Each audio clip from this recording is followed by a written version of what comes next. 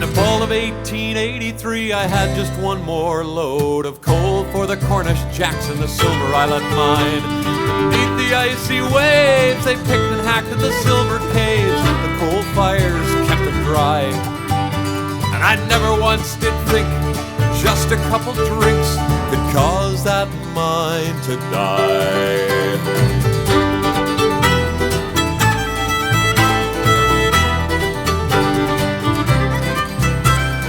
17 good years I've been a faithful captain here, always had an eye for the weather. And it's an easy thing to say if you're looking for someone to blame. Well, the captain should have known better.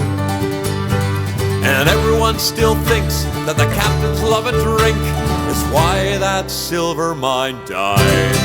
And I could hear the voice of gin whisper in my ear, or maybe it was Sally saying, "Who's the captain here? The tunnel is your ship.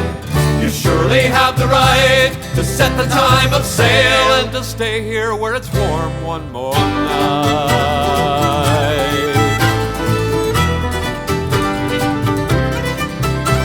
The captain of my ship and the master of my pride, but still there's an undertow in every sailor's mind. And the blue of Sally's eyes and the warmth of her thighs spoke to me in terms that could not be denied. I turned my back on the lake, thinking she would wait and give me a little more time.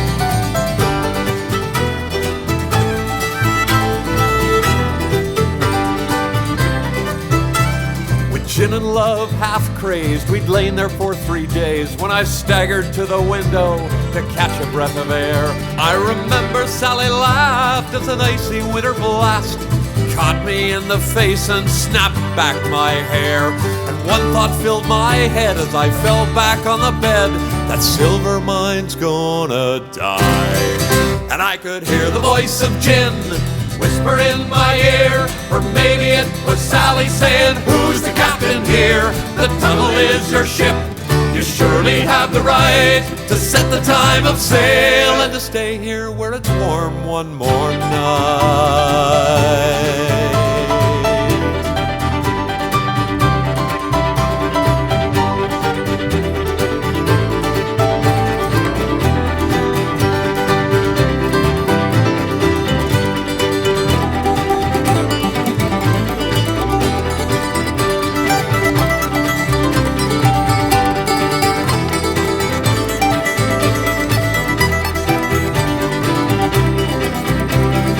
Stoked the boilers hot, but the tuttle she was caught. No way to get the lake to change her stubborn mind. There was no way to entice that wretched winter ice, leave a channel open to the Silver Island mine. And with no coal to fire the pumps in November all at once, the lake had drowned that mine. In the fall of 1883, just one more load of coal would have saved the Silver Island mine. I know that I'm to blame and I must bear the shame, but try to understand the nature of my crime. I was unfaithful to the lake. She raged at my mistake. She wanted that mine to die. And I could hear the voice of gin whisper in my ear, or maybe it was Sally saying, "Who's the captain here? The tunnel is your ship.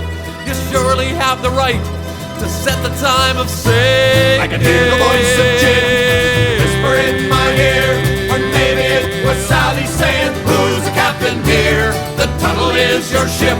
You surely have the right to set the time of sail." I could hear the voice of gin whisper in my ear, or maybe it was Sally saying, "Who's the captain here?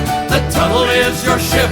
You surely have the right to set the time of sail and to stay here where it's warm one more night."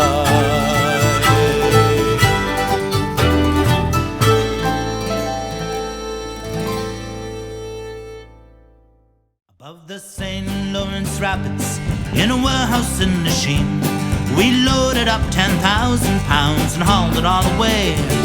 10,000 pounds hauled away in a Montreal canoe. The destination is Fort William, the Northwest Rendezvous. Voyagers,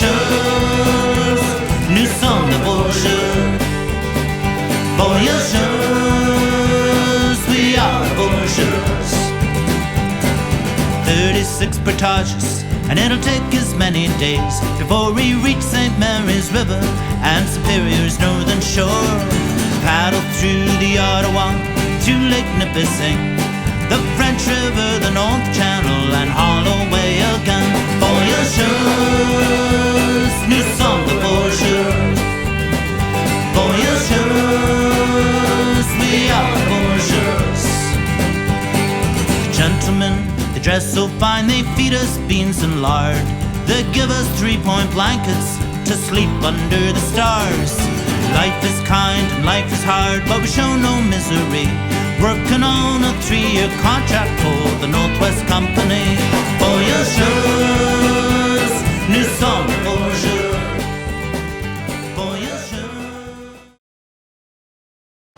So my favorite part of the day, me and Taylor and Alan the professor and Connor the guide, the 4 of us paddled this Voyager canoe all the way across to that big sandy dune over there, and then behind us we tugged a smaller regular canoe, and to get back we paddled the smaller canoe back over here, and it was 4 of us in a regular canoe, and we kind of just like flew back over to this part of the land.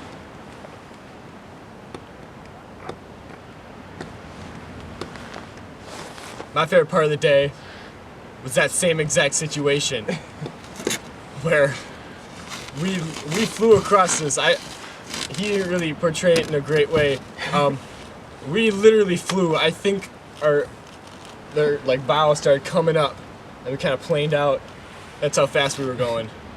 Taylor made a joke about going tubing. Yeah, we should have been tubing because it might be a little cold for that, but it is snowing right now. We were flying. It is actively snowing. And now it is actively snowing. The day. My favorite part of the day is the part of the day between when Taylor wakes up and breakfast. Why? Because it always starts with something that Taylor shouts out, like, I woke up like this. and I'm just sitting in my tent thinking, well, not really thinking, but I wake up to everyone laughing almost every day, and that's just fantastic. The part of the day is a lot like Emerson's. It's the time when we're not doing something structured. It's when everyone's just together and hanging out. It could be an afternoon, it could be after our discussion, it could be during dinner.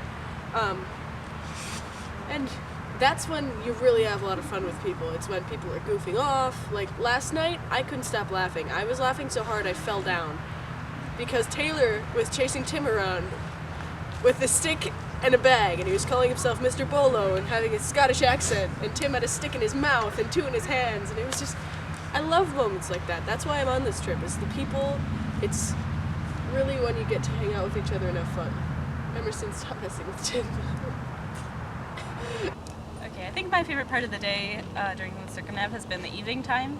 We usually have quite a bit of downtime at our campsite and that sort of thing. So we get to know each other and talk and and usually get to enjoy the beautiful sunsets that surround the lake. Yeah, my favorite part of the day has also been the evenings, because that's when I do a lot of my journaling for this course, and I usually find a pretty sweet spot and then watch the sunset or just, be with my thoughts in the lake.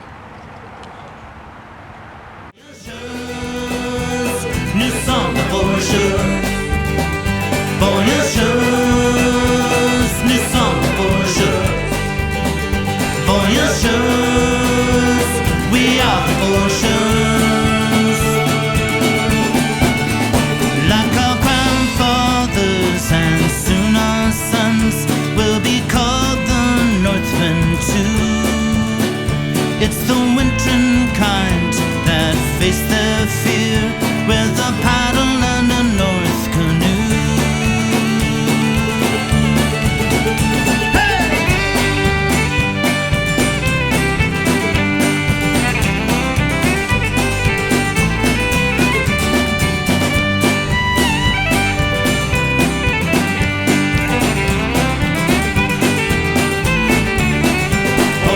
Voyagers, nous sommes voyageurs.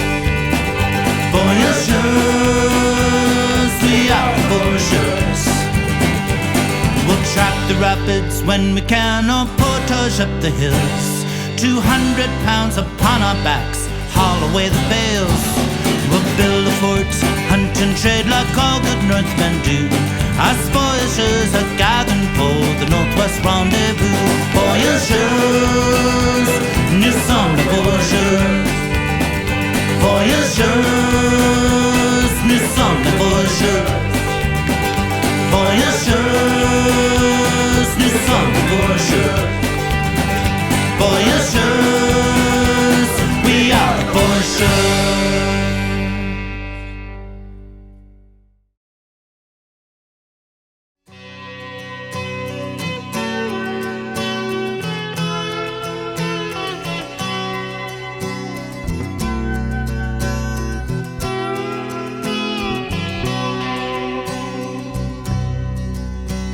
The legend lives on from the Chippewa on down. Me? Okay. I think I would be Jake. Because we spent a lot of time at Naturally Superior. And I really started to love it there. It was really homey. And I really like his job. He gets to guide people in canoes and kayaks and hang out in all the coolest places on Northern Superior. And we spent a day helping him put together some kayaks, and I really enjoy that kind of work. It's kind of like putting puzzles together. I like working with my hands and being outside. It just sounds like a really perfect job. My condition would be that I'd have to have the rest of SoupCons with me, though, because that's what made it really fun. I would be Bankshna because I like the idea of getting to store dead animal parts in my filing cabinets. They found it and they blamed me. She's just so happy all the Yes. time, too. Yeah. Though really the collecting of animal parts and Storing them in Storing them. inappropriate places. honestly, that's something I probably will end up doing at some point in my life. Please do. Based off of family history. In your family cubicle, or your office cubicle. At one point, we had a dead lizard, a crow's wing, and a dead rat in our freezer. Yeah. Makes a good stew. None of them were eaten. That's probably good. If I could spend a day in anyone else's shoes from our Circumnav trip, I think it would be Dave from Naturally Superior. He has a really beautiful life out there in Wawa along the lake with a really beautiful lakeshore frontage, and he spends a lot of his time guiding trips or planning trips for others to guide, and runs a beautiful lodge and gets to deal with wonderful people like us who come to adventure along the North Shore of Lake Superior. I think if I had to choose someone, it'd probably be Cameron, because I would get to watch Cole fall in love with me. And also just to like see how ridiculous our whole group of SoupCons is, but mainly just to like see Cole being goofy around me. If I could spend a day in anyone's shoes that we've met so far, it'd definitely be Connor, the guide for this canoe trip. He's very, I don't know, I'd like to be what he has become. Not just a guide, but just like who he is as a person. He's very inspiring, he's very solid, he's very awesome dude. I would probably, if I were to be in someone else's shoes, I'd probably choose Alex Combe. He was the boat builder that we stopped by. He built canoes, yeah. Yeah, he built wooden canvas canoes. It was really cool. And I just find his work to be so beautiful, yet it's functional. And I wish I could use my hands to build something and create something that beautiful. But also being able to be used every single day, and not like, these things aren't fragile. You can get some good use out of them. On down at the big lake they call Gitchagumi. The lake, it is said, never gives up her dead when the skies of November turn gloomy. With a load of iron ore, 26,000 tons more than the Edmund Fitzgerald weighed empty. That good ship and true was a bone to be chewed when the gales of November came early. The ship was the pride of the American side, coming back from some mill in Wisconsin as the big freighters go. The thing that I've made on this trip that I'm most proud of is probably my little nutmeg grater that I made at the Fort William and Thunder Bay. I don't know, we started with this sheet of metal, and then it ended up with this cute little nutmeg grater that I'll probably never use, but I'm still really proud of it. I think the thing I'm most proud of has been the first ascent of my route called Half Pipe Dreams, soon to be famous, V3, V4 boulder problem. But in all reality, I've really enjoyed bouldering and doing a lot of climbing around the lake. It's been really cool to climb on a lot of different rocks and just be around the lake in that sort of environment and interact with the lake in that manner. So one thing I'm proud of during this trip, at our stop at Hattie's Cove, I decided to steal my friend's fishing equipment and drop a line into the cove area. A couple casts in, I get a pretty gnarly bite, and it's like it's Gnarly, it's dude. pulling, and I freak out and I yank the hook out of its mouth and I don't catch anything. And then a couple casts later, I see my line starting to like kind of teeter to one side, so I set the hook and I start reeling. It's fighting hard, it's fighting real good, and all of a sudden, up comes this 29-inch northern. It was probably big. one of the biggest fish I've ever caught, and I caught it illegally, but I put it back, so no harm done. It was one of 2 fish that's been caught during the trip. So it was impressive fish for sure. Very exciting time for me. A lot of people have made very exquisite things on this trip. We've had lots of chances to. I've been working on some songs on the guitar and the mandolin, and there's one that I made on the mandolin, and it sounds kind of like an old-timey Fisher tune, and I'm really proud of that for sure. I think it sounds really nice and kind of goes along with what we've been learning. So. 1,000 tons more than the Edmund Fitzgerald weighed empty. That good ship and true was a bone to be chewed when the gales of November came early. The ship was the pride of the American side, coming back from some mill in Wisconsin.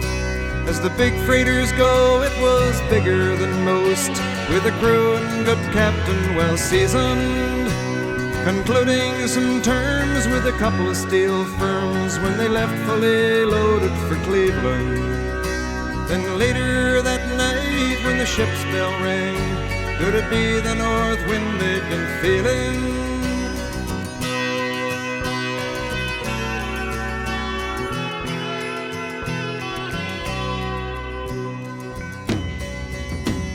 The wind in the wires made a tattletale sound, and the wave broke over the railing.